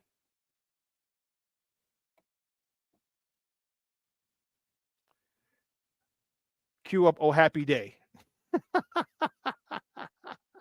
Oh happy day, oh happy day.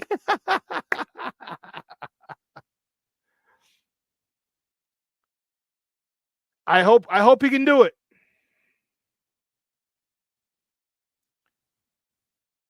This organization will be on the road to the Super Bowl if Thomas Brown is able to maintain and get the head coaching gig permanently next season.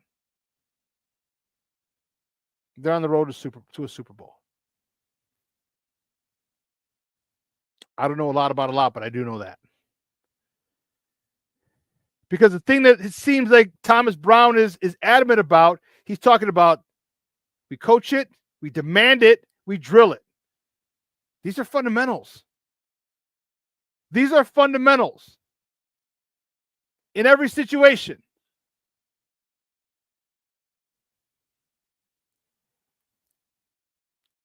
And I'll tell you what, players love it. The players, and I'm speaking from being a player and a coach, players love when you are prepared.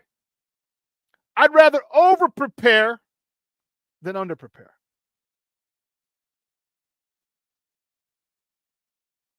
I'd rather over-prepare than under-prepare because you could, you know what? Let me take that back. You can never over-prepare. Never. You can never over-prepare. Shorty, you're a fool. He said Super Bowl bound next year, Shawn. I was off by 1 year. Sorry, LOL.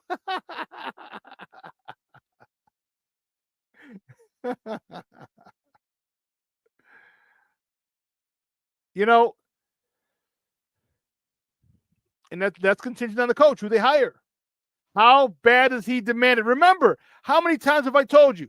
You take care of the little things, there are no big things. Every little thing, foot placement, hand placement, when to snap the ball when a guy's in motion. How hard do I push this hole? Pause. Before I cut back. How hard do I fight to maintain gap integrity? I got to get that A gap. I got to cover that A gap. I'm in that A gap. I know they're trying to double team me, but I got to maintain my presence in this A gap. I can't get washed down.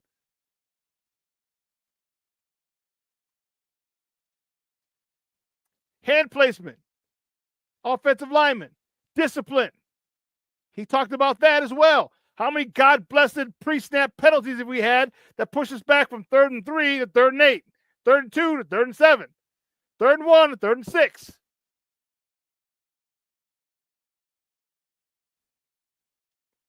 That goes to show that's a disciplined team. Teams that do that, those are disciplined teams. And right now, we're not a disciplined team, which is why he mentioned discipline.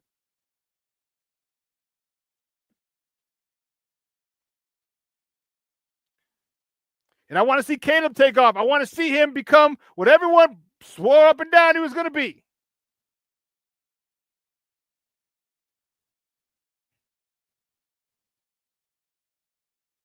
Shawn says there are a few leaders of men in some sports. Yes, there are.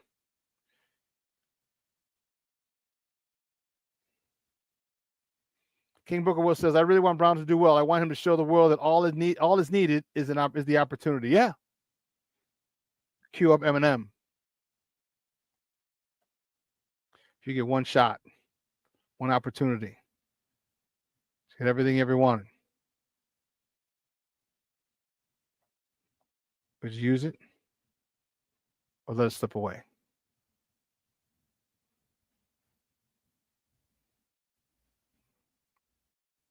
Shorty says, love how he pointed to the mistakes before that last play and didn't blame it on one play. I agree. Plank says, King Booker World, hell yeah. I hope this guy does it. Let me tell you something, Coach. You have a lot of people rooting for you.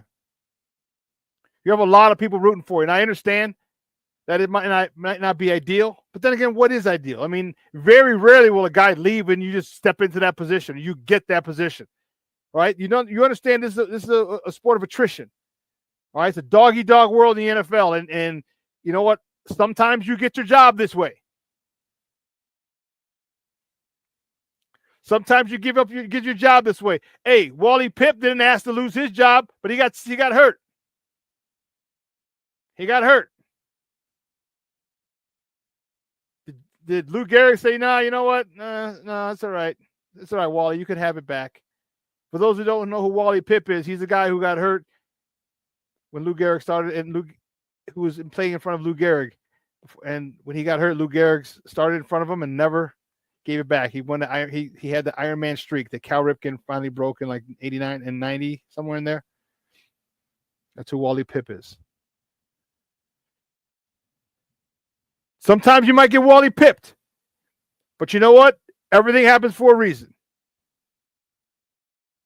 I'm telling you, I, along with you guys in the chat, am so excited for this opportunity for Thomas Brown.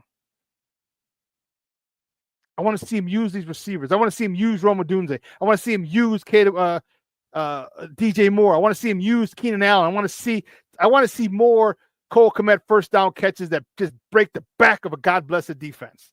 3rd and 6, he gets 6.5. You're like, son of a bitch.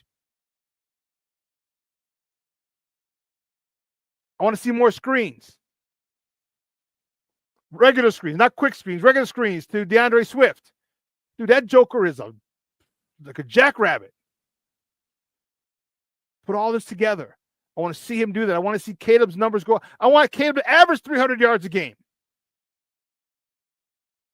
So much for the people who say I don't like Caleb. I want to see him average 300 yards a game. If he can, man, imagine if Caleb can get to the 4,000 yard mark this year. It's not inconceivable. It's not a great stretch. It's a stretch. 277 is what he needs. 277 yards a game. If he does it, you're damn right, Shorty, he'll be the rookie of the year. 277 per game, and he will hit 4,000. That's the rookie. That is the rookie of the year. Yes.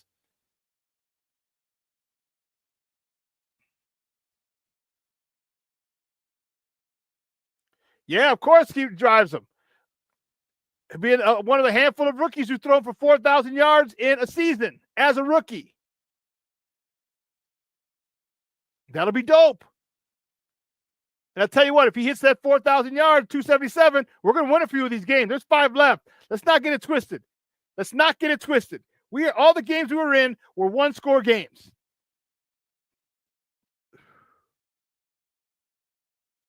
One-score games against the best teams in our conference, the top other 3 teams in our division. We were there. 1 score, all of them.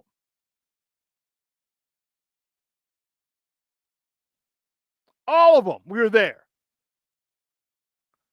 Joseph Archer checking in. What's up, Papa? How are you? Thank you for tuning in. I appreciate it.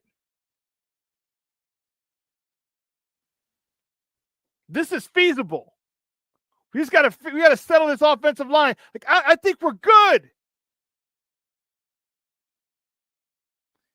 in a skill position. And let me tell you something.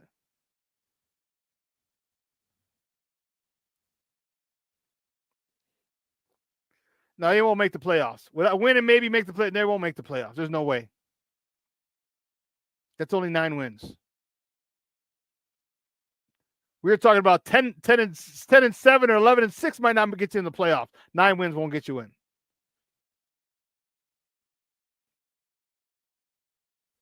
But let me tell you something.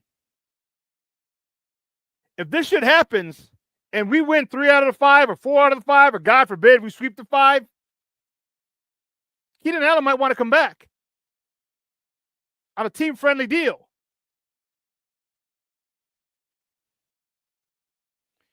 Not this year, Shorty. So you're saying we still have a chance to win the Super Bowl? LMAO. Laugh my ass off. No, not this year. First 4,000-yard pass was developed by an offensive coordinator / head coach. Black Diamond, yes. I agree with you, King Booker World. Lots of people are immediately shitting on the prospect of Brown becoming a permanent head coach. Give the man a chance.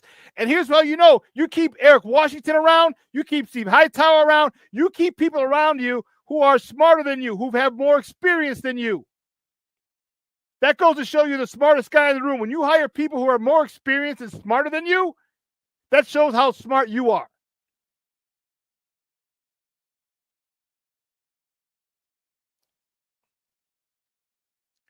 Jose Sanchez says, hey, Shawn, people still don't listen to you. You need to promote your T-shirt, Coaching Matter. I will. Wait, I got a lot of stuff coming in the new year. One of the guys at the gym, we were talking about it the other day. And he's like, and I told him, I said, I got a T-shirt. He goes, dude, if you sell T-shirts, he goes, let me know. He goes, I want one. I said, all right. Think of what you'll have if you're Thomas Brown. If you do well and get this gig, you can keep Eric Washington because that means the defense is going to play better. Steve Hightower, one of the best special teams coaches. I know he got stuff blocked. One of the best special team coaches around. You got great coaches underneath you.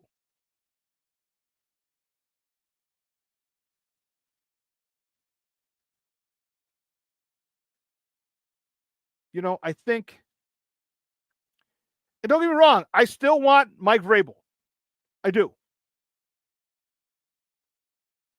But I'm praying, I'm hoping, I'm praying so hard that Thomas Brown gets this gig. Because remember, a long time, it wasn't that long ago where black quarterbacks were not valued because they weren't even allowed to play the position. They're too stupid to play this position. Go be a wide receiver. Go be a running back. Go be a kick returner. So now we've gotten past that hurdle into the point where now we got black head coaches. The Super Bowl with Tony Dungy, the Bears' last Super Bowl appearance, that was so monumental. Tony and Lovey.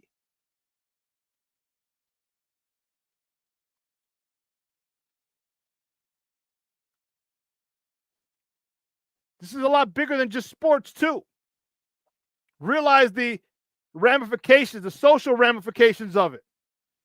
You mentioned it earlier, Shorty. First president, first general manager, first assistant general manager, first head coach, offensive coordinator, defensive coordinator, quarterback, all black men.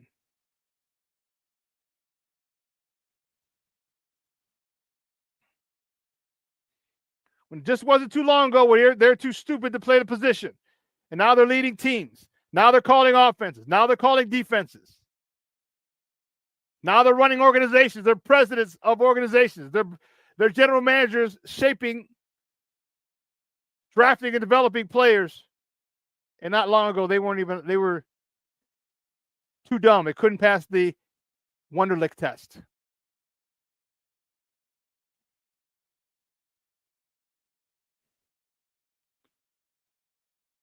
Yes, and a black female running back coach. Yes.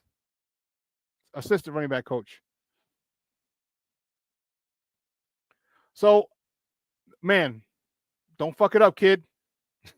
Like I said, I do want Vrabel because he's got experience, or Kingsbury because he knows Caleb and he's been a head coach already, and you can make a lot of you make a lot of corrections after your first gig because your first gig's tough. But sometimes your first gig is your last gig. Look at Mike Tomlin. Mike Tomlin didn't bounce around the league. I mean, he had his path. Sean McVay didn't bounce around the league. He had his path. He had a couple teams he was with, and then boom, that was it. Maybe this is the place that Thomas Brown was meant to be at. And I'm good with it. I'm more than good with it. Because if you can get this organization turned around, you can get these players bought in. You can get these players, you can show these players some tough love, and they still love you, want to run through a brick wall for you. You're the man for the gig. And still develop Caleb. If Caleb gets to 277,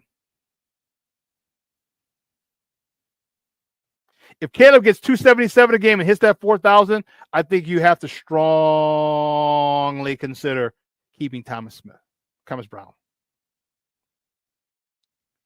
If he gets to 4,000 yards, you better strongly consider.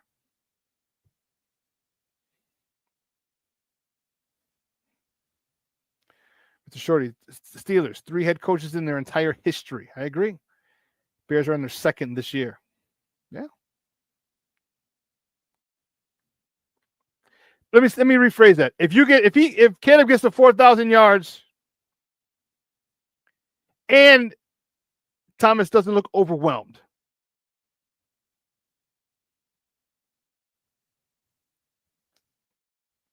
as long as Thomas Brown doesn't get overwhelmed and Caleb continues to progress, you keep him.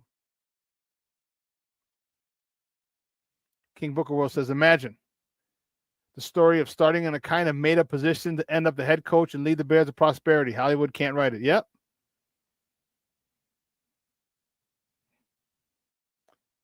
Mr. Shorty says, and I mean strongly consider it, or there will be a freaking mutiny. Yeah. This guy he's got the players. He's got their attention. He commands the room, and that's what I need. That's what we want. So as I said, good luck. Don't fuck it up, kid.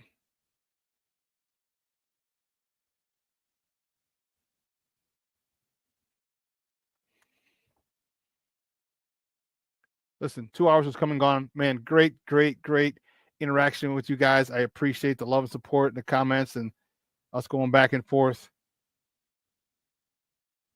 Guys, I hope you have a phenomenal day. Stay warm. It is cold out there. It's going to be colder tomorrow morning. Hope my car starts and doesn't leave me stranded to get into the airport. But I will see you guys Friday from San Francisco. All right. So for everyone here at Sports Zone Chicago, guys, have a phenomenal day. Please stay warm.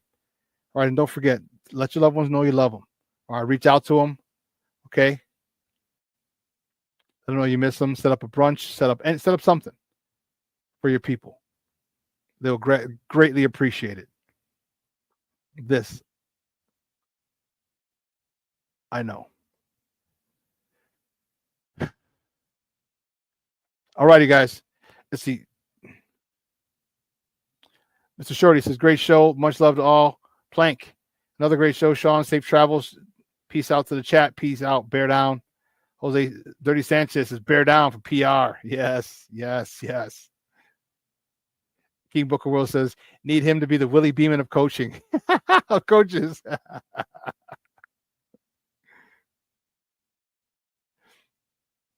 Mr. Shorty, yeah, hit me up on social media. Hit me up on social media. I'll let you know because I got to see what I'm doing tomorrow night once I get into San Francisco. All right? Hit me up. King Booker World, salute. All right, guys, for everyone here at Sports Zone Chicago, I'm your boy, the SuperBack, Shawn Sierra. This will be played tonight at 6. You guys have a phenomenal day.